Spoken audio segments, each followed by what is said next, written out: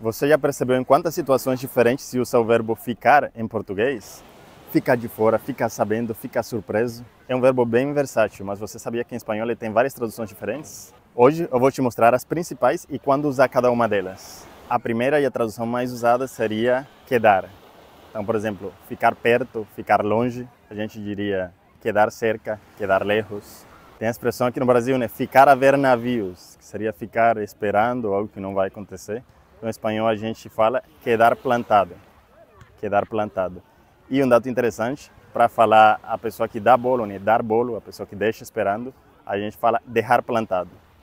Então, eu deixei plantado seria tipo, eu deixei esperando alguém. E eu quedei plantado seria eu fiquei esperando. Então a gente tem, por exemplo, ficar em casa, que em espanhol se diz quedar-se em casa, quédate em casa. E a gente tem, por exemplo, ficar atento. Ficar atento em espanhol seria quedar atento ou quedar pendiente. A gente utiliza a palavra pendiente em espanhol com essa mesma ideia de ficar atento, ficar esperando, aguardando alguma coisa, né? A segunda tradução mais comum é poner-se. Ficar, poner-se. Poner-se se refere a uma mudança de estado. Então, algo estava de um jeito e agora está de outro jeito, né?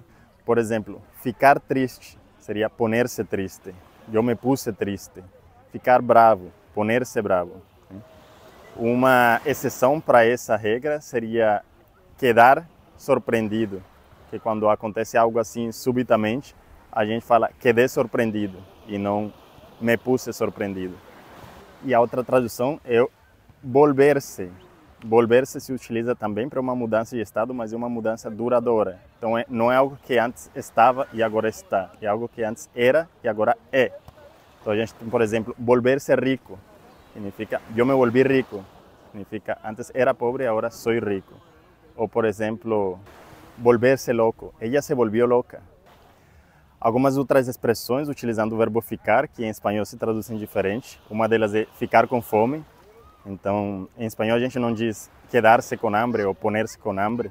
A gente diz dar hambre, me dio hambre. Ahorita me vai dar hambre. Então a gente utiliza o verbo dar.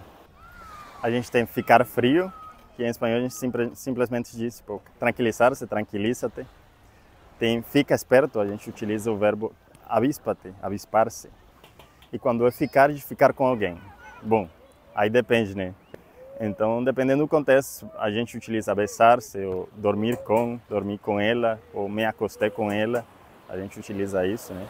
E se for algo mais casual, tipo, estou ficando com alguém, tipo, seria, a gente utiliza muito, estou saliendo com alguém. E para não ficar mais na dúvida, segue o canal e vem aprender espanhol comigo.